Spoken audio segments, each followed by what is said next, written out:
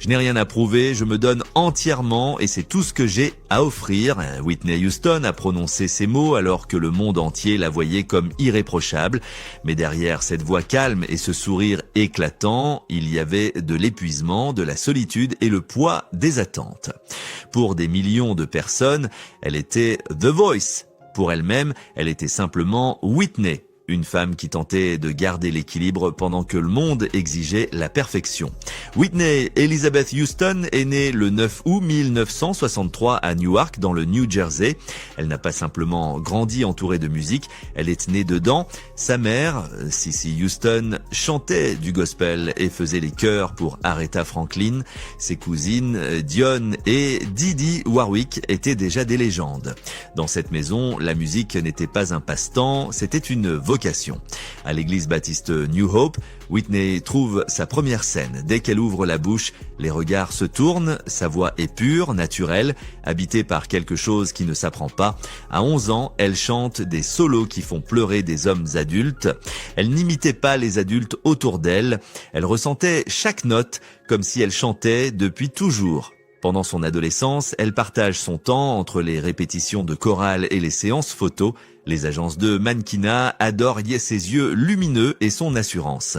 Lorsqu'elle apparaît en couverture du magazine Seventeen, devenant l'une des premières femmes noires à y figurer, c'est un moment historique. Mais ce n'est pas ce qu'elle désire le plus. Le podium ne comptera jamais autant que le micro. Au début des années 1980, Whitney travaille dans l'ombre, prêtant sa voix en chœur pour Chaka Khan, Jermaine Jackson et Lou Rawls. Elle est encore adolescente, mais partout où elle passe, on se souvient de cette voix. Un soir, dans un petit club new-yorkais, tout bascule. Clive Davis, le légendaire patron d'Arista Records, est dans le public. Lorsqu'il l'entend chanter, il s'interrompt en pleine phrase. Il dira plus tard qu'il a su en quelques minutes qu'il entendait une voix unique dans une vie. Il la signe chez Arista et commence à façonner son premier album, non pas en changeant ce qu'elle est, mais en lui proposant des chansons capables de porter sa voix partout. Il veut que le monde entende une femme noire formée au gospel, capable de conquérir à la fois la soul et la pop sans compromis. En 1985, l'album Whitney Houston sort, l'impact est immédiat. Saving All My Love For You, How Will I Know, Greatest Love of All.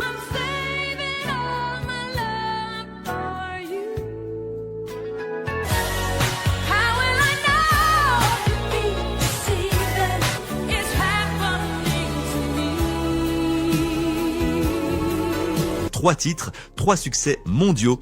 Sa voix dépasse les catégories, de la puissance sans forcer, de l'élégance sans effort. Pourtant, même au sommet, des critiques remettent en question son authenticité.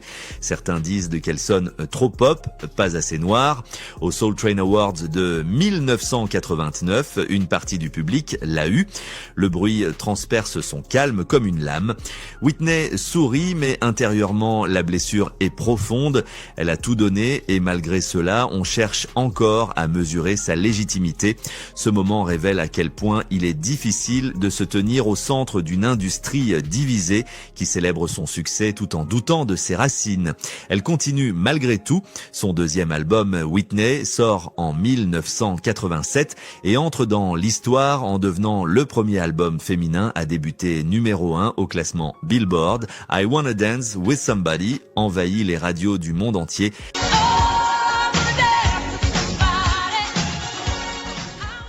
Didn't We Almost Have It All, So Emotional, Where Do Broken Hearts Go? Chaque titre explore toute la palette de ses émotions. Elle n'a pas besoin de chorégraphie ni de mise en scène. Elle peut rester immobile, ouvrir la bouche et le temps s'arrête. Chaque numéro 1 apporte davantage de pression. Les robes, la coiffure, la posture parfaite, le monde exige tout cela. Chaque jour, Whitney s'exécute, souriante sur scène, même quand son corps est brisé par la fatigue. Ce que peu de gens voient, c'est la solitude qui la suit d'hôtel en hôtel, le silence quand les projecteurs s'éteignent. Au début des années 1990, la couronne n'a jamais été aussi lourde. Elle est devenue le symbole de l'excellence, grâce, contrôle, discipline. Mais à l'intérieur, elle cherche un espace où elle pourrait simplement être Whitney, pas le modèle que tout le monde doit égaler. Ce désir l'amène droit au chapitre suivant, celui où l'amour, la célébrité et la rébellion vont se percuter et tout changer. Au début des années 1990, Whitney Houston n'est plus seulement une chanteuse, elle est une institution. Sa musique franchit toutes les frontières. Son image est irréprochable, sa voix semble intouchable, mais la perfection est un costume lourd à porter. Le monde attend d'elle qu'elle soit impeccable, élégante et maîtrisée en permanence. Et Whitney tente de suivre cette version d'elle-même jusqu'à ce que cela vide de sens tout ce qu'elle aime. Quand le film The Bodyguard sort en 1992, sa vie atteint son apogée. Le film reçoit des critiques mitigées, mais la présence de Whitney écrase tout le reste. Sa performance est brute, magnétique, profondément sincère. Et lorsqu'elle chante « I will always love you », le monde retient son souffle.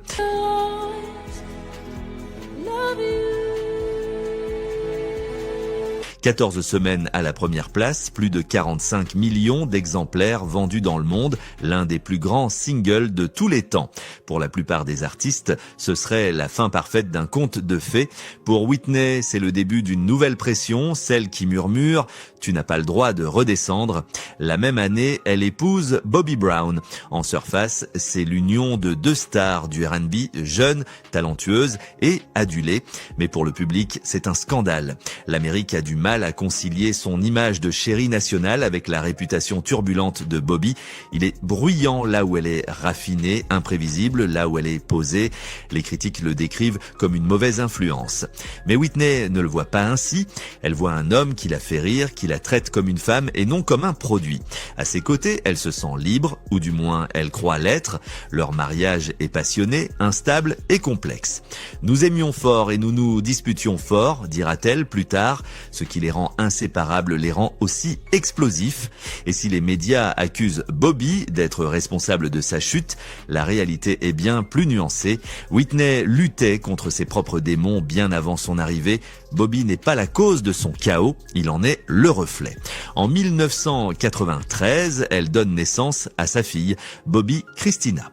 La maternité l'apaise. Pendant un temps, elle lui apporte concentration et sérénité, mais la célébrité ne s'arrête pour personne. Les tabloïds la suivent partout, à l'affût de la moindre fissure.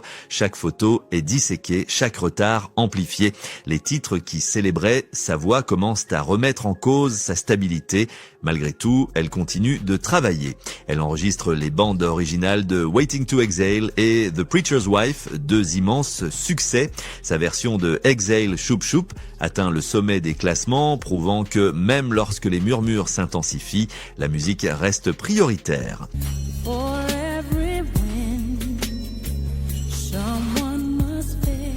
Mais quoi qu'elle fasse, le jugement est plus fort. On n'écoute plus ses paroles, on scrute son regard à la recherche de la souffrance. À la fin des années 1990, les fissures sont impossibles à dissimuler. Concerts manqués, interviews annulées, amaigrissement, les rumeurs de consommation de drogue se propagent et pour la première fois, le public ne parle plus de sa musique.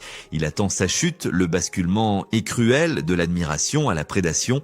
Le monde qu'il adorait attend désormais qu'elle se brise. Pourtant, Whitney se bat encore, elle se produit, enregistre, tente de maintenir sa famille à flot. Mais le poids d'être Whitney Houston, de correspondre à une légende impossible, devient insupportable. Lorsqu'elle s'assoit face à Diane Sawyer en 2002, elle paraît défiant mais épuisée. Sa phrase « Crack is whack » devient un slogan moqueur, arraché à son contexte et diffusé en boucle. On rit oubliant qu'on se moque d'une femme qui supplie d'être vue autrement que par ses erreurs. Whitney a passé près de 20 ans à offrir la perfection.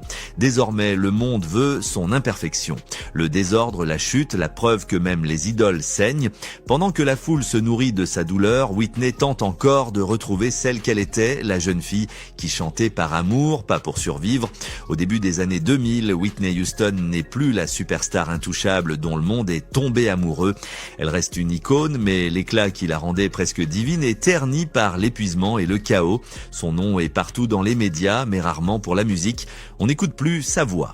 On attend son prochain faux pas.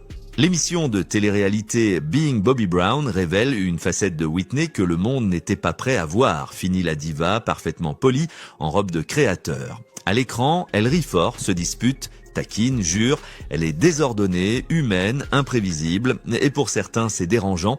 Celle que les médias peignaient comme angélique est désormais moquée pour être trop vraie. En réalité, c'est la version la plus honnête de Whitney que le public ait jamais vue. Elle ne joue plus un rôle, elle survit. En privé, ses luttes s'aggravent. L'addiction devient une ombre permanente. Amis et proches racontent ses allers-retours en centre de désintoxication, parfois pleine d'espoir, parfois perdue. Mais même quand sa voix se brise et que son corps faiblit, l'étincelle qui fait d'elle Whitney ne s'éteint jamais complètement. Elle aime intensément, surtout sa fille, et croit encore à la rédemption. Chaque disparition alimente l'idée qu'elle est finie, et chaque retour est une tentative de prouver le contraire. En 2009, après 7 longues années loin des studios, elle sort l'album I Look to You. Sa voix a changé, plus rugueuse, plus rauque, mais toujours chargée d'âme.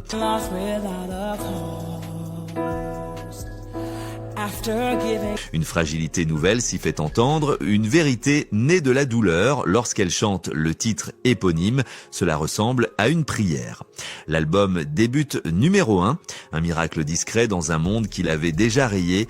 Un instant, le monde se souvient de qui elle est, les fans applaudissent, les critiques s'adoucissent, Whitney sourit à nouveau. Elle repart en tournée, déterminée à retrouver sa scène, mais ceux qui la voient de près remarquent sa fatigue. Chaque performance semble lui coûter ce qu'il lui reste. Elle ne poursuit plus la perfection, elle cherche la paix avec son don.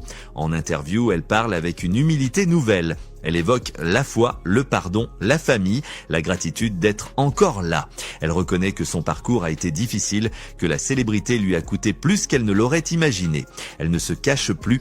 Pour la première fois, Whitney Houston n'essaie plus d'être The Voice, elle essaie d'être Whitney. Mais le monde a une mémoire cruelle, attachée aux moments les plus bas. Malgré tous ses efforts, les murmures reviennent. Sur sa santé, son poids, sa voix. On spécule sur son avenir, sur un possible retour, comme si le même public qui l'admirait était devenu dépendant de sa chute. Whitney n'abandonne jamais, même quand sa voix vacille, elle chante, même quand son corps souffre, elle se présente. Et à travers tout cela, sa foi la porte, une force silencieuse sous le chaos. Dans ses dernières interviews, on perçoit une douceur, presque une paix. Elle parle d'aider sa fille à trouver sa voie, de reconstruire ce que la célébrité a détruit, d'apprendre à lâcher prise. À ce stade, Whitney Houston ne court plus après un comeback, elle cherche la paix. Après une vie passée à tout donner au monde, elle apprend enfin à se donner quelque chose à elle-même. Mais le destin réserve un dernier retournement. 11 février 2012, le monde s'arrête. Whitney Houston, la voix qui a porté des millions de personnes, est retrouvée sans vie dans sa chambre du Beverly Hilton, quelques heures avant la soirée pré-Grammy organisée par Clive Davis. Elle a 48 ans. Lorsque les secours arrivent, elle est immergée dans la baignoire. Le rapport du coroner confirmera plus tard ce que personne ne voulait entendre, une noyade accidentelle avec une maladie cardiaque et la consommation de cocaïne comme facteur contributif. La nouvelle se répand instantanément, les fans pleurent partout dans le monde, les artistes parlent avec incrédulité, la cérémonie des Grammy Awards se transforme en veillée, Jennifer Hudson se tient sous les projecteurs, tremblante, et chante « I will always love you ». Pendant quelques instants, le monde entier se tait, uni dans le deuil pour la femme dont la voix avait fait croire à l'amour, à l'espoir, au possible. Même dans la mort, Whitney n'est pas épargnée par le bruit, les tabloïds dissèquent ses dernières heures, ses addictions, son mariage, ses choix, comme il l'avait fait pendant des années. Comme si le monde qui l'avait épuisé voulait encore une dernière part. Mais pour ceux qui comprennent réellement son histoire, sa mort n'est pas un scandale. C'est celle d'une femme qui a donné plus qu'aucun être humain ne devrait. La vie de Whitney s'est déroulée sous les projecteurs, son talent célébré, ses failles exposées. Pourtant, son héritage demeure intact. Elle a vendu plus de 200 millions de disques. Elle détient toujours le record de 7 singles consécutifs classés numéro 1. Elle a remporté 6 Grammy Awards, 2 Emmy Awards et plus d'American Music Awards que toute autre artiste féminine de son époque. Mais au-delà des chiffres, elle a transformé la musique Elle a prouvé qu'une femme noire formée au gospel pouvait dominer la pop mondiale sans perdre son âme. Elle a fait entrer l'émotion de l'église dans le grand public et transformer la vulnérabilité en puissance. Quand on l'appelait The Voice, ce n'était pas exagéré. Son timbre était unique, riche, naturel, souverain. Mais ce qui la rendait exceptionnelle ne se limitait pas à sa technique. C'était la vérité qu'elle portait. Whitney ne chantait pas des notes, elle les vivait. Chaque parole transportait son histoire, la foi, la douleur, le feu intérieur. Depuis sa disparition, son influence n'a fait que grandir. Des artistes comme Beyoncé, Jennifer Hudson, Adele et Ariana Grande la citent comme référence. Chaque fois qu'une chanteuse ferme les yeux pour atteindre une note trop grande pour la pièce, on entend une trace de Whitney. Mais son plus grand héritage n'est peut-être pas musical, il est humain. Whitney Houston incarnait la contradiction, une voix angélique piégée dans une industrie brutale, une perfectionniste en quête de paix, une femme que le monde exigeait irréprochable alors qu'elle voulait simplement être libre. Elle n'était pas une tragédie, elle était un témoignage, la preuve que même la lumière la plus éclatante peut s'éteindre quand on ne la laisse jamais se reposer. Quand ses chansons résonnent aujourd'hui, I Wanna Dance With Somebody, I Have Nothing ou I Will Always Love You, quelque chose se produit, le temps ralentit, les souvenirs reviennent, les émotions aussi, parce que Whitney Houston n'a pas seulement diverti, elle a bouleversé, elle a rappelé au monde la puissance de l'émotion, de la beauté et de l'amour, et peut-être est-ce pour cela que, même absente, elle semble éternelle. La perfection a disparu, la célébrité s'est éteinte, mais la vérité, sa vérité, n'a jamais disparu. Whitney Houston n'a pas seulement chanté au monde, elle lui a montré ce que signifie être humain.